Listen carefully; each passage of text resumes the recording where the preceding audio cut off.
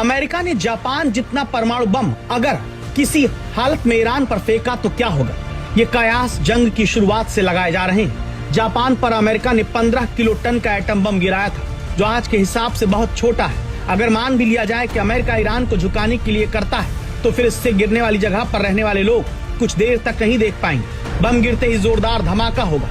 1 kilometre के दायरे में सब कुछ तबाह हो जाएगा। 1 से 3 किलोमीटर के दायरे में भारी तबाही मचेगी। यहाँ रहने वाले लोग मारे जाएंगे। 5 किलोमीटर के दायरे में आने वाली इमारतें खत्म हो जाएंगी। बम गिरने से 8 किलोमीटर दूर तक इमारतों को नुकसान पहुंचेगा, लेकिन धमाके से ज्यादा तबाही रेडिएशन से होगा। हिरोशिमा, नागासाकी में हजारों लोग बम गिरते ही मारे गए, लेकिन उससे ज्यादा रेडिएशन के शिकार हुए। जापान की कई नस्लें तबाह हो गई। जापान में हुई इस तबाही की वजह से ही दुनिया भर में परमाणु हथियारों की होड़ खत्म करने के लिए कड़े कानून बनाए गए, जिनका उल्लंघन करने वालों पर प्रतिबंध लगाए गए।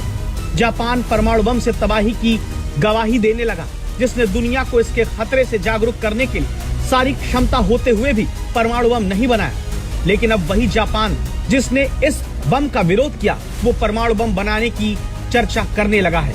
गंभीरता से सोचा जा रहा है। सवाल है कि 1945 से 2026 तक जिस जापान ने परमाणु बम से दूरी बनाई, उसे परमाणु बम बनाने की जरूरत क्यों महसूस होने लगी? इस सवाल का जवाब अमेरिका और वहाँ के राष्ट्रपति डोनाल्ड ट्रंप है। Who knows better about surprise than Japan? Okay, why didn't you tell me about Pearl Harbor? Okay.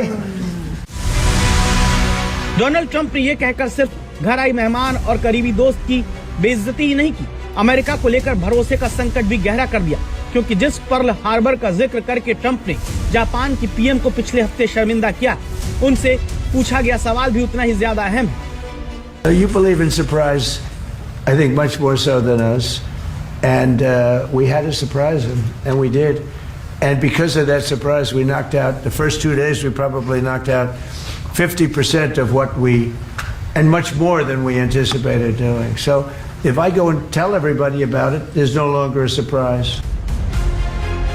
America से आज उसके दुश्मनों से ज्यादा उसके साथी घबराए घूमते हैं। जिस अमेरिका को जापान जैसे देश ने अपनी सुरक्षा दी, उसे भी अब लगने लगा है कि अमेरिका के भरोसे नहीं रहा जा सकता।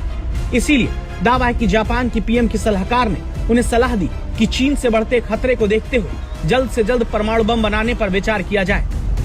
चीन और जापान के बीच रिश्ते पिछले कुछ समय से बहुत कड़वे हुए हैं। जापान की प्रधानमंत्री कह चुकी हैं कि ताइवान पर चीन के हमले की सूरत में जापान न्यूट्रल नहीं रहेगा। इससे चीन बहुत नाराज है, लेकिन सवाल ये कि जापान परमाणु शक्ति चीन का किस तरह से मुकाबला करेगा। अगर चीन ने जापान पर कभी हमला कर दिया, तो क्या उसे अमेरिका बचाने आएगा? यूरोप का उदाहरण जापान के सामने है, जिसकी जिम्मेदारी उठाने वाले अमेरिका ने अब इस जिम्मेदारी से पल्ला झाड़ लिया है। I think NATO's gone down a long way because they haven't.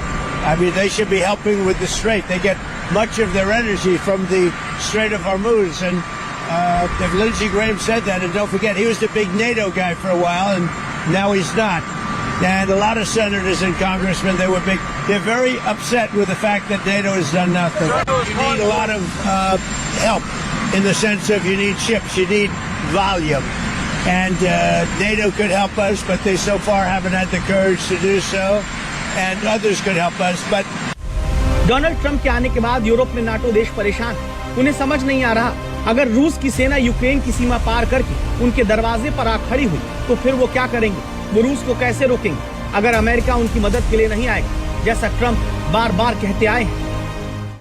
This is NATO, and I've always said NATO's a paper tiger, and I've always said we help NATO, but they'll never help us. And if the big one ever happened, and I don't think it will, but if the big one ever happened, I guarantee you they wouldn't be there. And we learned from that, and remember what I said, because they made a big mistake. They were not there. The Chancellor of Germany, these are all friends of mine, Friedrich, the Chancellor of Germany, he said, this is not our war. We have nothing to do. Well, Ukraine's not our war, but we helped them. I wouldn't have had to help. If I were president, that war would have never happened. But we had a man of a very low IQ as president, and he had no idea what the hell he was. I was listening to him talk. I said, he's forcing an issue that's going to be trouble, and it turned out to be trouble.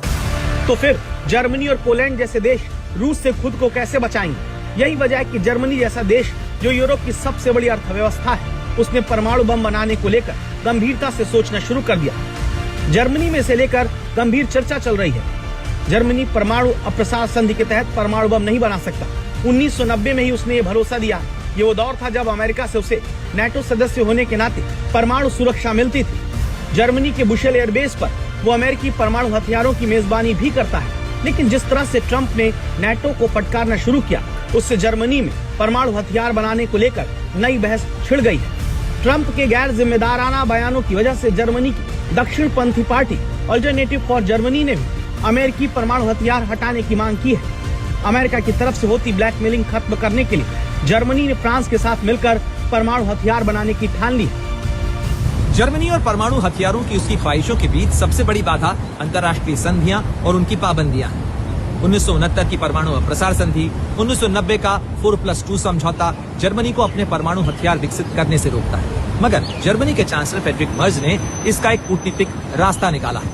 वो इन दिनों अपने करीबी और अपने पड़ोसी देश France और Britain के साथ चर्चाएं कर रहे हैं, क्योंकि अंतर्राष्ट्रीय संधियां जर्मनी को परमाणु हथियार बनाने से रोकती हैं। लेकिन साझा समाधान की बात तो वो कर ही सकते हैं। यही वजह है कि इन दिनों जर्मनी की कोशिश है कि ब्रिटेन और फ्रांस, जिनके पास अपने परमाणु हथियार हैं, उनकी सैन्य ताकत और उनकी परमाणु ताकत का इस्तेमाल जर्मनी एक साझा समाधान के तौर पर कर सके, यानी एक जॉइंट यूरोपीय एसेट। तो जर्मनी और जापान जैसे देश जो दुनिया में परमाणु बम के खिलाफ सबसे मुखर आवाज रहे, वो अब इस सबसे खतरनाक हथियार से खुद को लैस करने की सोचने लगे हैं। और इसकी वजह डोनाल्ड ट्रंप बताए जाते हैं, जिनकी संकीर्ण सोच और बदजुबानी ने जर्मनी, फ्रांस और ब्रिटेन जैसे यूरोपीय देशों का दिल दुखाया है, बल्कि जापान जैसे देश को भी खुद अपनी सुरक्षा मजबूत करने का मंत्र सिखा दिया है।